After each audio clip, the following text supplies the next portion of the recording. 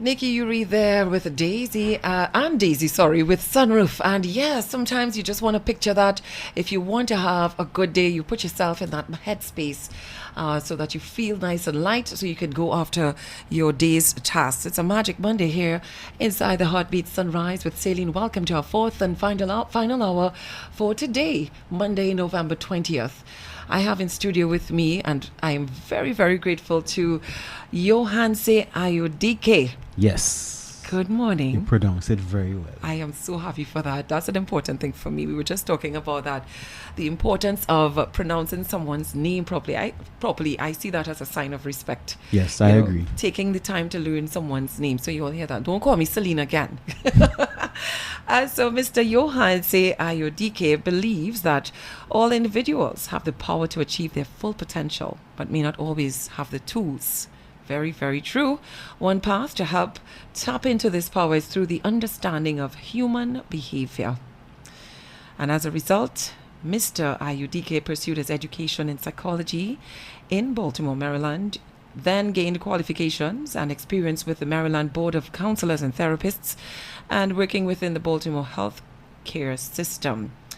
But you know what? He returned to Trinidad and Tobago in 2011. Woohoo! I love it. I had to say thank you for that, Johanse, because it's important to come back home. We heard Nyla and they sing it, come home. Correct. Come back home and share your expertise and help your countrymen. That is the best, I think that's the best expression of patriotism. Well, this is where I was born. That's what's I have to give back to what gave to me. Yes, yes. So yesterday was International Men's Day. Mm-hmm. And happy International Men's Day to you. Thank you very much. And to all of our gentlemen out there. Guys, you know we love you very much, even though we're radio for women, but it's also the men who love them. Yes, I saw that, and that's an interesting addendum. Yes, we do love the men. And oftentimes what I saw yesterday, one of our social media influencers highlighted something that one of the daily newspapers put up. I was very infuriated by that. And from the comments that I saw, lots of other people as well. And I like the fact that I saw women commenting as well and saying, hey, what's this about? And to give you all some context, the daily newspaper put up Happy International Men's Day. And it's like the caption was, are men living up to their responsibilities? And then you have for International Women's Day, they were like, do you think that women are being treated equally? I'm paraphrasing here. But you saw the difference in the approach. And I think this is where the problem starts, when you have people making these kinds of statements without the root cause. So, yeah, how do we start to address that without being like hostile or anything like that? Celine, I was also happy to see women in the comment section because I think we reach a stage where we realize it don't make sense fighting each other. Mm-hmm. Mm-hmm. We as male and female, men and women, need to unite because you know they saying an eye for an eye makes the whole world blind. So if we have men and women, why are we fighting each other? Correct. Now, we're not perfect, you know. Mm-hmm. Right? And all of us, and we were discussing before, all of us have issues from childhood. We have relationship issues. We come in with specific kinds of baggages. Yes. But that doesn't mean that something's wrong with us. That doesn't mean that it always should be a fight. Even though sometimes you may be angry, and you may be angry of somebody of the opposite sex. But the person in front of you may not be an enemy. Right. So put in effort to understand that person. I remember once I was having a conversation, we were trying to define what is love. And one definition that resonated with me is love is seeing someone as they are, not who you think they should be.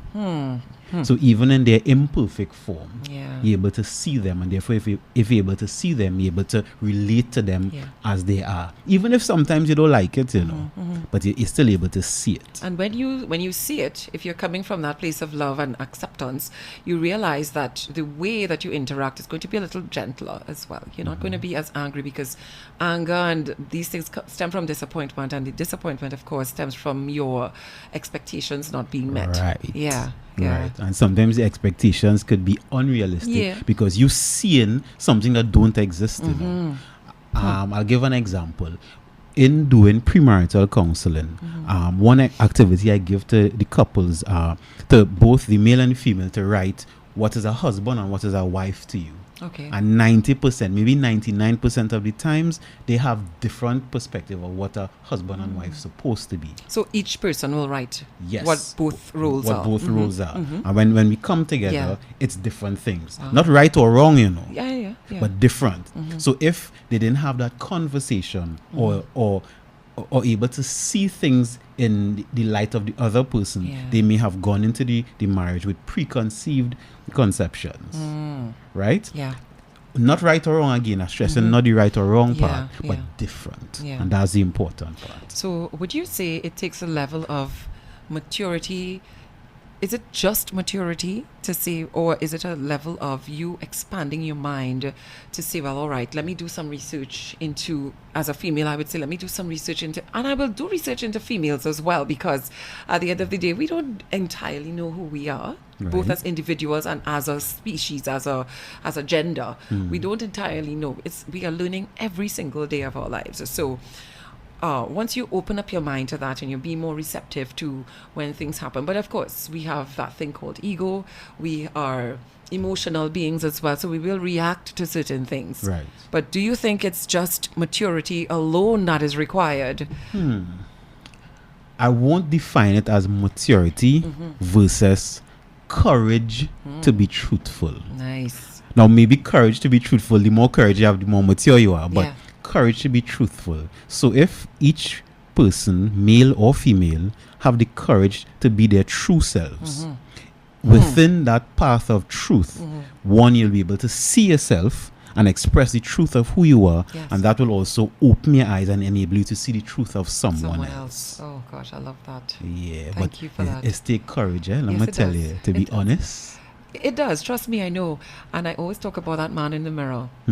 This is a practice that I do very frequently. I sit down in front of the mirror and I talk to myself straight in the eyes, because I said this helps you to practice to look someone else in the eyes as well. Right. When you're conversing with persons, and it's like you need to be very honest with yourself. Correct. Call yourself out on your nonsense. Correct.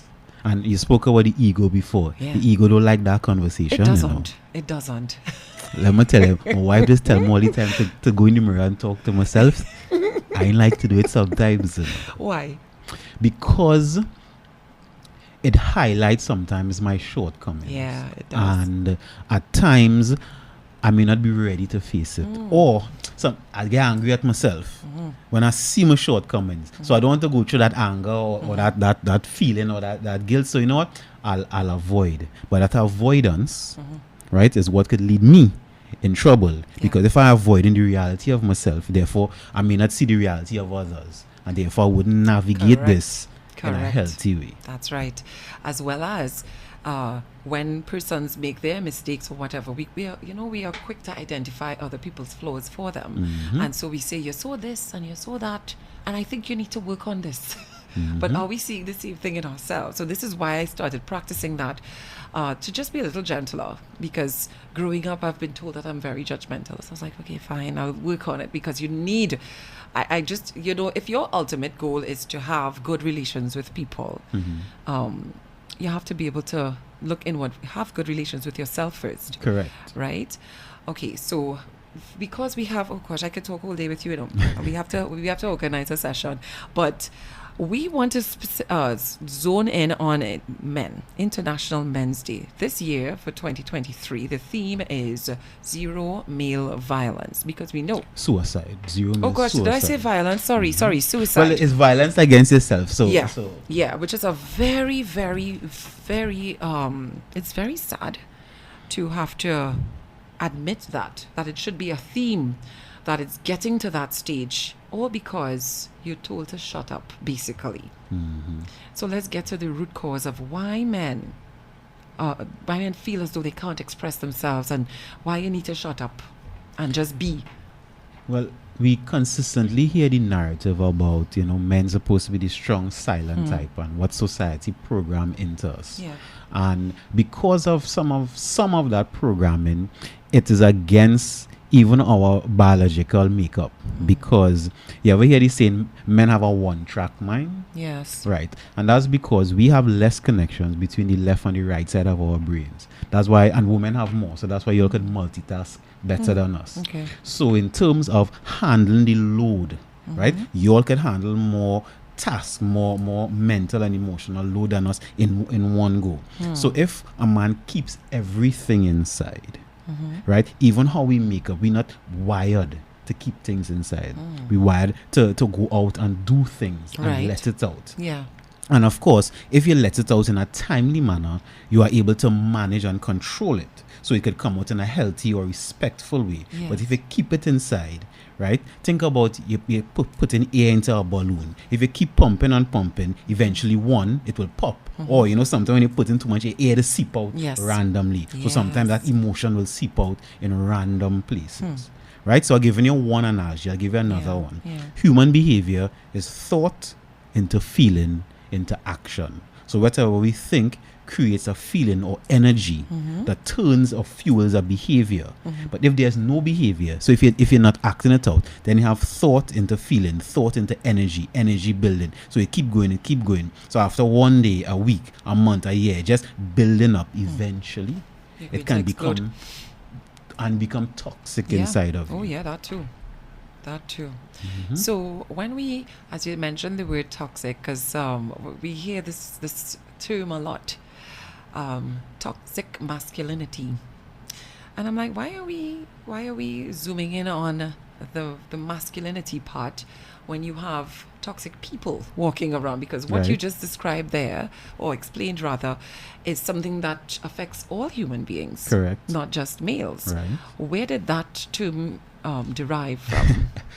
I don't know, to be honest, I don't know. And I'll be frank, I don't really care. Yeah. Because it's better we concentrate on building healthy individuals. Yes. So if we keep talking about toxic, that's where our brains will be. Yes. Versus talking about healthy. Right. And as we talking about suicide, I'll give an example, because many people ask in terms of how to help men reduce the suicide rate, or reduce the thoughts of suicide. So I'll give some ranges quickly. Yeah. One, there's a range, suicidal ideations into being suicidal. So think about it like a meter from 0 to 100. Most of us have had suicidal ideation sometimes in our life. That happens when our brains can't figure out the solution to a problem. Okay. So like we say in a jam, you might think, I wish I wasn't born, I wish I could just disappear. Yeah. I wish I wasn't on this earth, or the earth could just swallow me up. That in itself is low-level suicidal ideations. But if that ruminates and you have those thoughts over a long period of time, it can become suicidal. So now you keep thinking, I'm in this jam, I have no solution, I don't know what to do, I don't have nobody to talk to, I'm keeping everything inside. So now you start thinking about, well, how I could really get out of this. And you start planning, and you start putting things in place, and etc. and etc. Now this could happen over a period of time, and there's not a specific time range. So that's one. Two is, what could also help is competence. What I've realized with working with a lot of men and boys is a lot of our self-esteem is based on competence. Right? And that's it may not be competence in a specific area only, but if you could help a man learn that he's competent in one area, it translates to another. So I'll give an example. Working with boys, sometimes we build a puzzle. Something as simple as a puzzle in the office, and they feel the competence. Yes, I could do this, right? And it's a puzzle. It have nothing to do with the schoolwork, nothing to do with housework, but they leave with the chest high. So yes, I could do more now. So if you want to help a man who you think may be going through it, one, if you can't present something for him to solve, if it's a friend of yours, remind him the many ways that he has helped you. Yeah. So he could remember his competence. Gosh, I love that. Wow. Right? Remind him of what he has done to help you. I really like that. Yes. It's a form of encouragement and letting someone know that they have value. Yes. Correct. And because of that, it will help the man now remember, you know what, even though I can't figure out this part of my life, hey, I remember how I helped Celine. Right? And then maybe even come to you, how I could help you again. And that act of helping you could be the lifeline that he have, because many times you don't know when somebody's suicidal. That's true. We hear enough stories, well, this person was good yesterday, I see them on the beach, etc. etc. Right? So even if you're unsure, and if you're close with someone, you notice them moving a little different, and ask them what happened, they say nothing. You know what you could do? Just say, come and do something for me. And this is when you're dealing with a man or boy. Come and do this for me. You know what? I need your help in this area, you know. You don't know, you may be saving their life, because now they're thinking, you know what? I'd help Celine with this thing, you know. I'd help my wife, my mother, my aunt, even my brother. Yeah. Right? Because even among men, sometimes we don't detect when our brother need help. Yeah. But once we able to show each other that we are competent, that's one way to boost our self-esteem. Of course. You know, I love that you mentioned the part with helping a brother, because in so many ways, men hang out together all the time.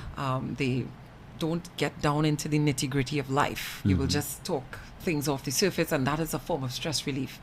But getting into that brotherhood conversation, I will let my listeners know, and to remind them, because some of them probably knew about it before me. Johansi has a podcast called the Manhood Podcast. Where can we find the podcast? On CNC3 on Fridays. Okay. Also, it's on CNC3's YouTube page. On the YouTube page, right. So you could check that out. And on a Thursday, you have the segment on the morning show, the CNC3 morning show. You have a segment there as well. At 7:05, that's Mental Health Matters. Mental Health Matters. Well, you know, if you're listening to me, you'll have to multitask, because don't take that radio off. We have to keep the vibe going. And so, I like the fact that these sorts of spaces are opened up for men to relate to each other. Yes. And you will call each other out as well. And when you're doing something, say, bro, where's that one? You know, or to say, I like what you did here. Because sometimes men feel if you compliment another man, it feels as though you're being sissy. You know, well, I remember one time. It depends on how you compliment, right? Yes. And I would also say, given each other the opportunity and the space to shine. Yeah. Because, and we talk about ego. Sometimes, in your ego, you want to be the best at everything, but most likely you're not. So on a football field, you can't play every position. Right. Right. So you compliment the goalkeeper, you compliment the midfielder. I'm giving the examples, but us as men, we could compliment each other. And it's interesting enough, I was doing some research on the origin of the Olympics, right? And one story I saw is that the Olympics was meant in the early stages for men to compete against each other. And when they did, whoever was the best, let's say at running, that person would now teach the rest of men how to become better. So the competitions were used to find who was better at certain activities, and then that person now become a teacher. So I'm also adding that we as men, whatever is your field or your profession, somebody would be better than you. You may be better in some area, that's fine, but that person now can become a teacher, so that we all now have a level of competence. Got it. Before we wrap up, let's take that juxtaposition now in terms of male and female interaction, because whilst, yes, we appreciate this conversation, we appreciate the space of men talking to each other, men opening up, and we're trying to eradicate male suicide and all of that. How do men, in terms of this space that we're in now with gender equality, female empowerment, all of these terms that we hear going around, some men can't deal with it, because I have heard people say, well, and they want equality, so they had to do that. So you are actually seeing the respect levels dropping. And I oftentimes would say, and many of my female counterparts would disagree with me, I said, we created this. We created this, because I cannot understand why we need to say, I will do your job better than you. Why does it have to be better? Well, that sounds like an ego statement. It is. It is. So, ladies, we need to check ourselves too, right? Just remember that. As human beings, we need to check ourselves as well, because at the end of the day, we want the man to change. We keep saying it all the time. Why he can't be better? Why he can't be this? Why does he? I'm working as well, so why just you can't help with the chores? Okay, I know many of my male friends who go home. The wife will be doing the grocery shopping, and he's at home cooking, doing the laundry.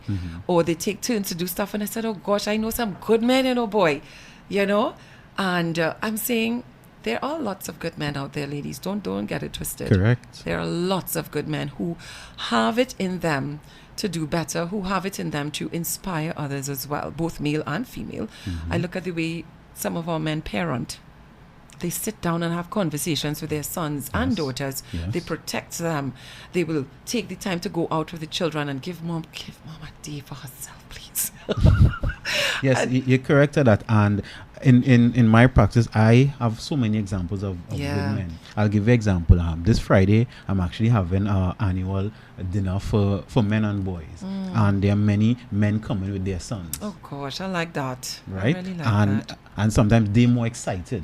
Sometimes they're more excited than the son. To show the son, hey, look, I doing this, boy. Correct. So I put in that way. There are many good men out there. And also, when you was asking about the relations between men and women, I'll go back to my base about love. Seeing someone as they are, not how we think they should be. So in any relationship, I would discourage people from making blanket statements about what a man's supposed to do or what a woman's supposed to do. If you're in a relationship with someone, you all sit and decide what you're all supposed to do. And when you decide that, then things will be okay. Then you'll actually have some common sense with each other. Correct. Right? Versus these conceptions. And then your man will do what you ask him to do and your woman will do what you ask her to do. I totally agree with you there. So then, what's my problem? Anyway, that's our next conversation when I come on your couch. Right. 9:24 is our time right now. Unfortunately, I have to wrap up this conversation, but you can definitely check out Mr. Johan Say IODK, Behavior Change Specialist. His Instagram page. This is the acronym, right? So it's IODK Consultancy. You can check him out on Facebook and Instagram, and book your spot, because at the end of the day, everybody needs to have conversations. Yes. We need to have those heart-to-heart conversations and give you it as raw as possible, so that you could ask yourself these questions the truth in the mirror. Shall set you free. Correct. So start off by talking to yourself in the mirror. So when you get to IODK, Mr. IODK, you'll say to yourself, okay, it's easy for me to express myself like that. And gentlemen, a reminder, keep doing the work that you need to do, because at the end of the day, or that you feel that you need to do, we are seeing what is happening in our world with domestic violence, with the way that we have not only just domestic violence, but the way that people interact with women. And I guess this is what gives rise to that notion that men are dogs and all of these kinds of silly things that we hear flying around. We need to have respect for women, yes, but women, we also need to have respect for men. Johan, say anything you want to share with the listeners before we wrap up?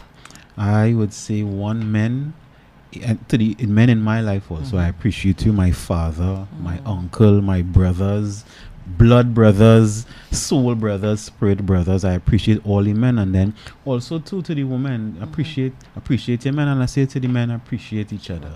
And love is seeing a person as they are, not what we think they should be. Yes, I really, really like that. Guys, I almost didn't have this conversation this morning, because literally just before Johansi came here, I got some really bad news that a good family friend passed away in St. Lucia. So I had to contain myself. And one thing I mentioned to Johansi is that he was alone. And that's the part that's really, really tugging at my heartstrings this morning. He was alone. He was always trying to reach out to talk, and details are still unclear, but in a situation like that, I believe he was a good guy. I mean, he wouldn't have been a part of our family for so very long. Many people in Trinidad and Tobago will know him as well, but when you all get your details, I just want to have that right now for us, the family. But it's Eldon Purnell. I hope that his soul travels well and that he finds the peace that he needs. Yes. On that note, we've got Donna Lewis coming up. I love you always, forever. Stay with us here on Heartbeat Radio 104.1 FM. You're inside the Heartbeat Sunrise with Celine.